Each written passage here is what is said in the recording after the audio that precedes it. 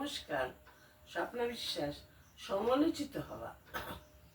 তুমি এমন কাজ করো যে সবাই তোমাকে দেখতে চাইবে, তোমার খোঁজ করবে। অবশ্যই এটা খারাপ কাজ করলেও হয়, আবার ভালো কাজ করলেও দেখতে চায়। আমি খারাপ কাজ করে বিখ্যাত হতে বলছি না। তুমি এমন কিছু কাজ করো যেটা অন্যের থেকে আলাদা।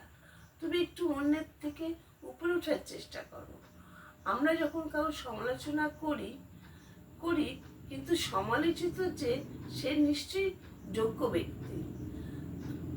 সমালোচিত সমালোচিত হতে গেলে যোগ্যতা লাগে।